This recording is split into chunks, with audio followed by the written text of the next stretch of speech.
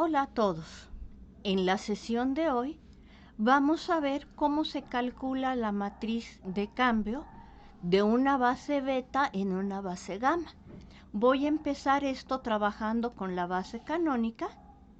Para expresar un vector, en la base canónica es menos una vez el vector 1, 0, más menos dos veces el vector 0, 1, y me interesa expresarlo en términos de otra base que aquí estamos llamando gamma, que está formado por los vectores 1, menos 2 y menos 2, 1.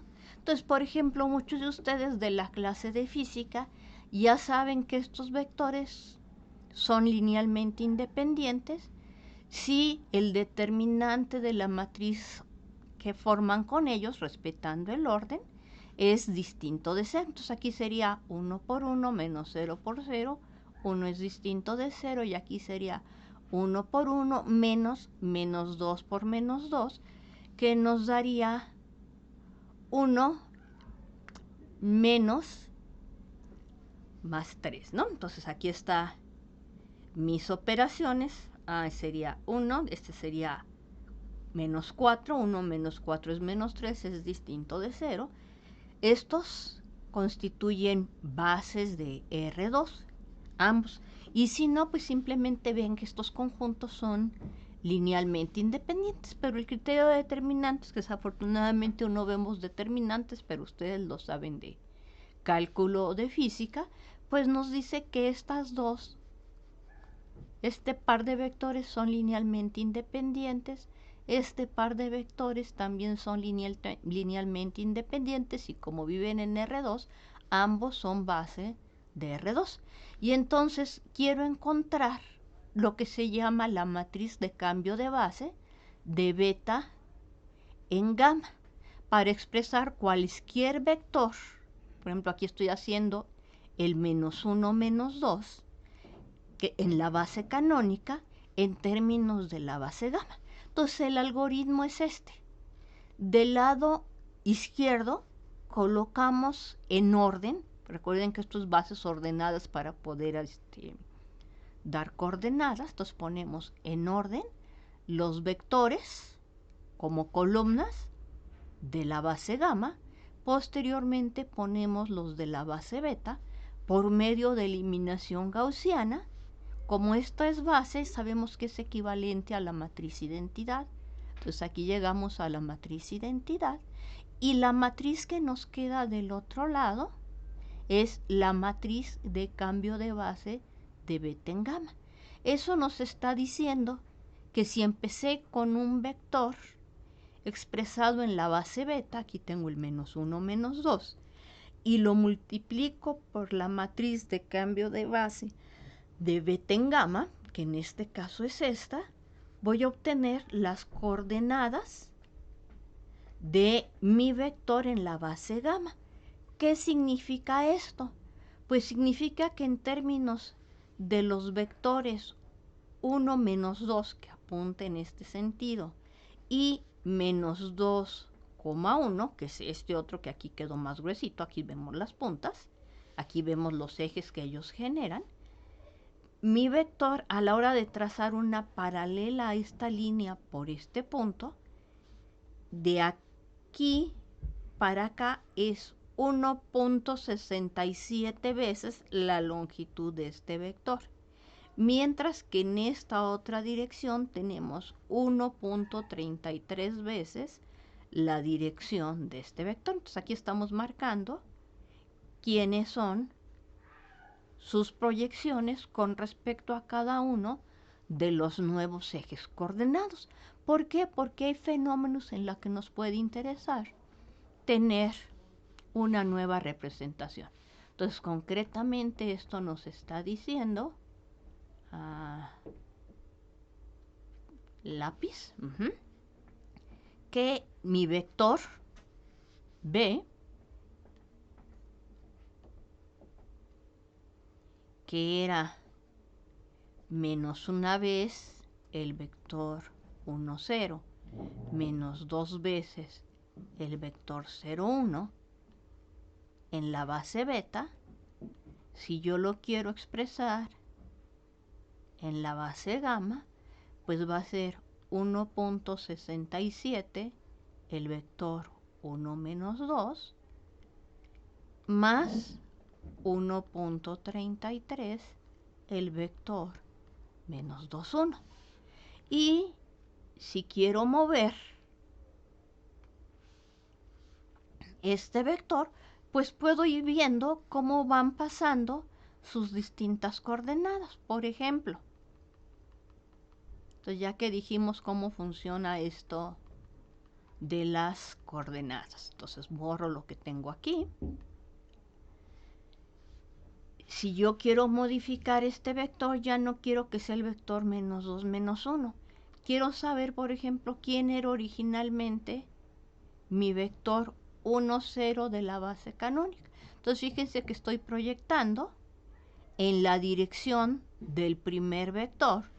Entonces aquí tomé esta proyección donde estoy señalando con la manita. Este sería mi eje X', este sería mi eje Y'. Y en la dirección del eje X' tenemos menos 0.33 unidades. Ya es la tercera parte de este vector, pero en sentido opuesto, es lo que indica este signo.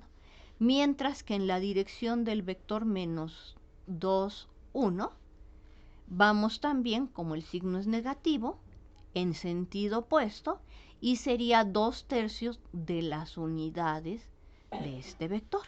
Y entonces conforme yo vaya moviendo usando el cursor mi vector en las coordenadas X y Y, estamos obteniendo el vector en las coordenadas de gamma. Entonces, por ejemplo, aquí pusimos el vector 2, 2 y de este lado nos está quedando el vector menos 2, menos 2. O sea, en este caso, el resultado fue un múltiplo escalar del vector original. Y lo mismo me va a pasar aquí,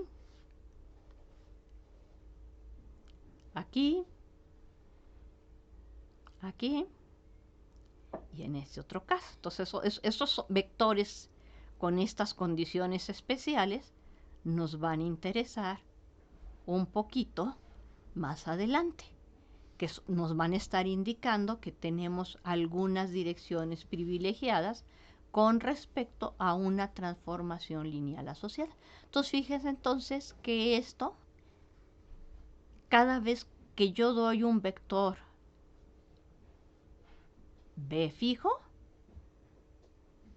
aquí por ejemplo es el 8 menos 1, en la base beta obtengo un resultado en la base gamma. Y aquí usé, una de ellas era la canónica y otra era una base no canónica. La siguiente pregunta, oye, si ahora en lugar de usar la base canónica y otra base cualesquiera, ¿tienes dos bases que no sean canónicas? Y dice uno, por ejemplo, vamos a tomar que mi primer vector, por decir algo, ya me pasé, sea el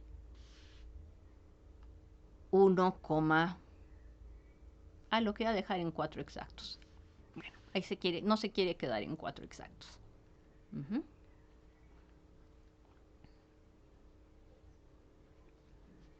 vamos a dejarlo por aquí. Entonces, 1, 3, ya se quedó aquí en 1, 3. Y mi segundo vector vamos a colocarlo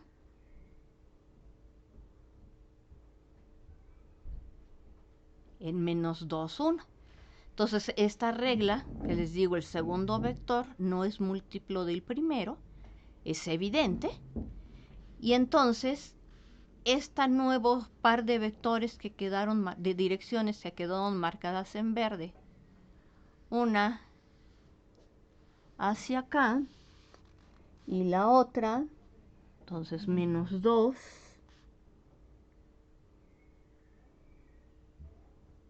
coma 1. Se me están encimando una dirección verde y una roja. Vamos a mover un poquito más para que se distingan que son distintas. Ahí está. Ujú. Si pueden coincidir los ejes, no hay ningún problema. Ujú. Entonces aquí ya tengo un nuevo eje X, que es el que corresponde al vector 1 menos 4. Entonces, una unidad hacia la derecha en mis coordenadas usuales, canónicas, y 4 hacia abajo. Bueno, 4.1 hacia abajo, no le atiné al 4.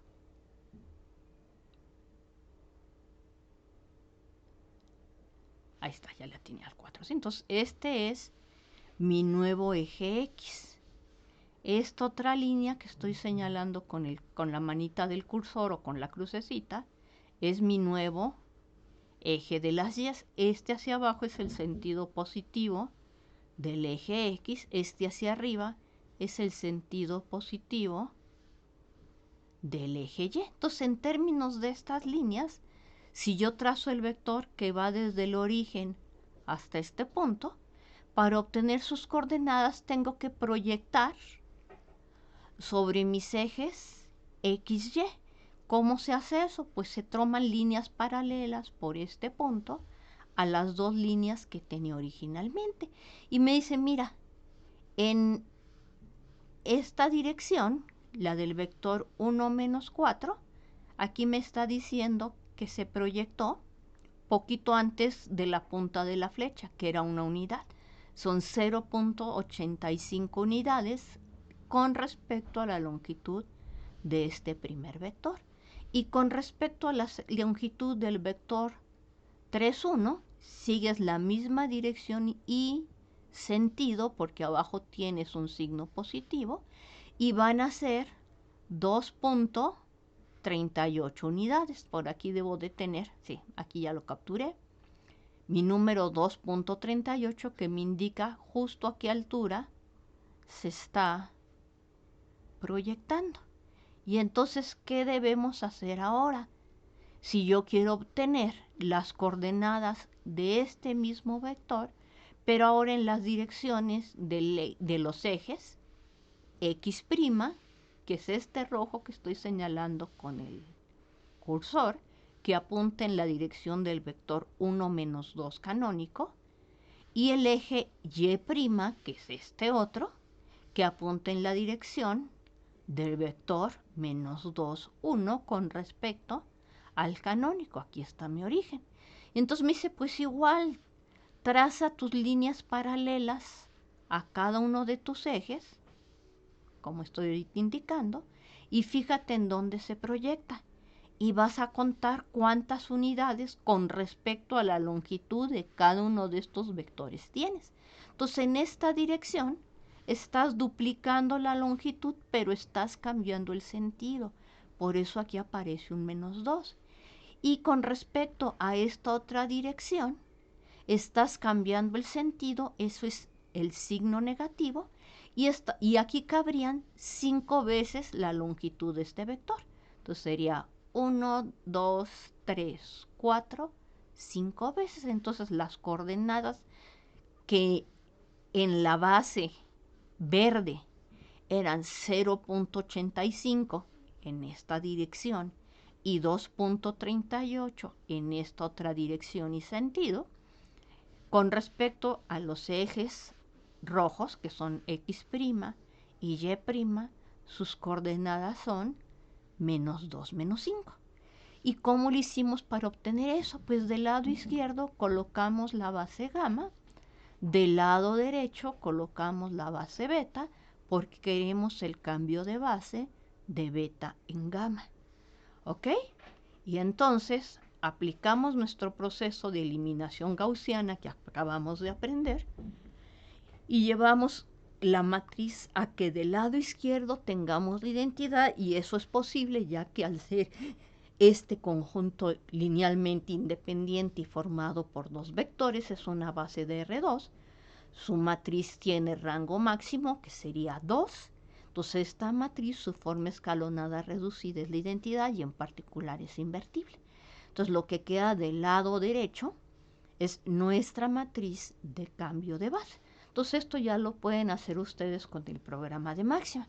Entonces aquí estoy ilustrando geométricamente qué es lo que tiene cada uno de estos casos, y como pueden ver aquí en el programa, pues yo puedo cambiar los ejes, y siempre y cuando el número que yo tenga aquí abajo sea distinto de 0, es decir, que en efecto beta y gamma sean bases, pues no me importa cómo queden colocados. Siempre puedo expresar un vector en coordenadas de una base en términos de las coordenadas de la otra base. Y esto va a ser muy útil cuando hagamos la cuestión de robótica. Y el otro detallito, pues es que yo aquí puse el origen. ¿Por qué? Porque quise.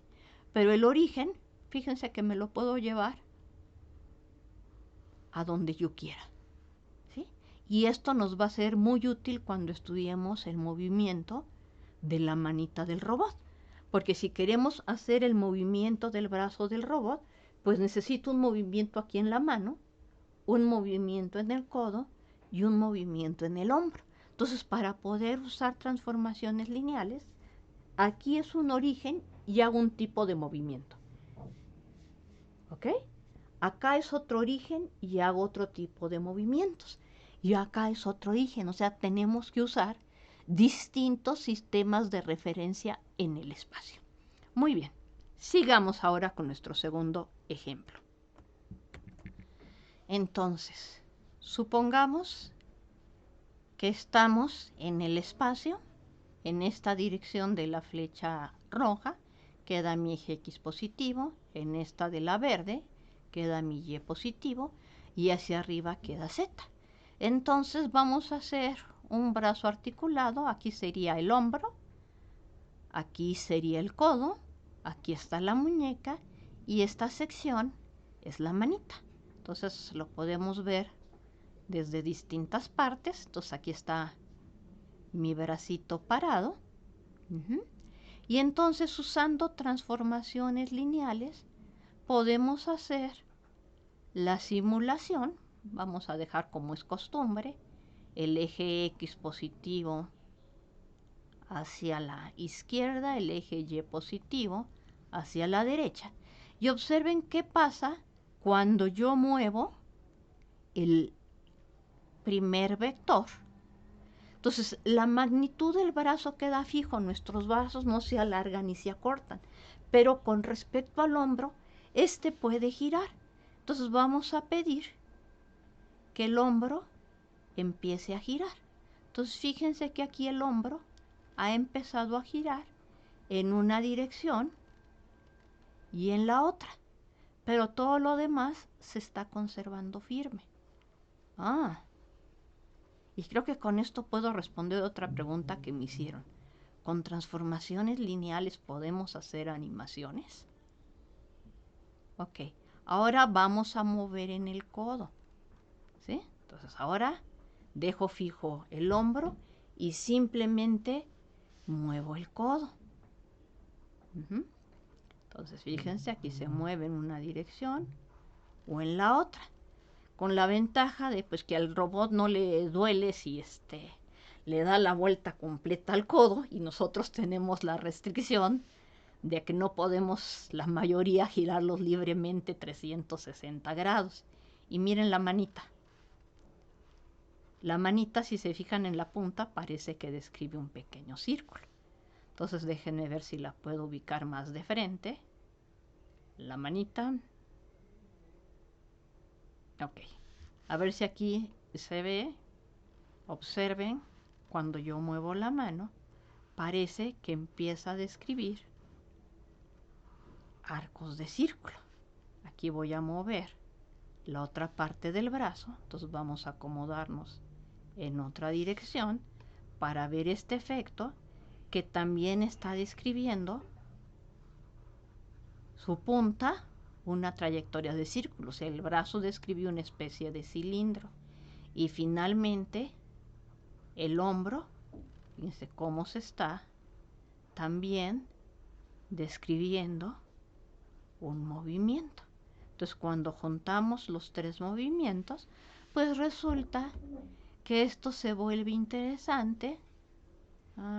propiedades, porque podemos hacer incluso una animación y solicitar que se muevan los tres al mismo tiempo. Déjenme quitar esto para que se pueda ver algo.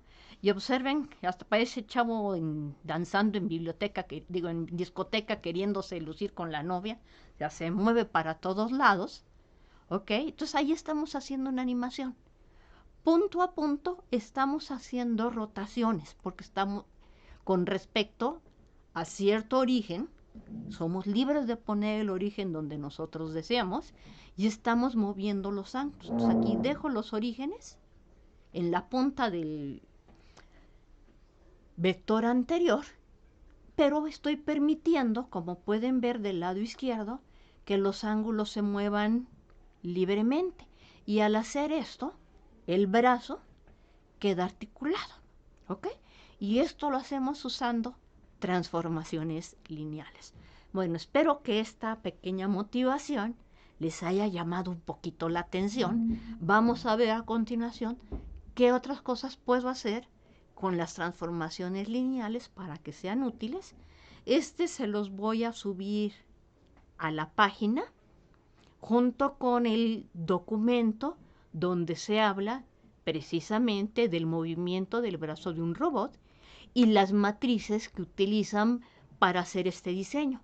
Este tipo de movimientos los usan los robots industriales o actualmente ya los juguetes de los niños con estos robots de Lego que se arman o estos muñequitos de robots articulados que caminan, bailan y hacen todo lo demás. Entonces yo tengo uno en mi oficina que lo uso para ciertos talleres con niños y poderle explicar a los niños cómo con matemáticas podemos estar modelando el movimiento de un brazo robótico. En este caso solamente nos estamos ocupando de la parte cinemática, no estamos ejerciendo fuerzas. Para ese tipo de aplicaciones se requiere de física y de ecuaciones diferenciales, que es con lo que modelamos la fuerza. Y para ecuaciones diferenciales resolverlas volvemos a usar matrices y transformaciones lineales. Ok, vamos con nuestro tercer ejemplo.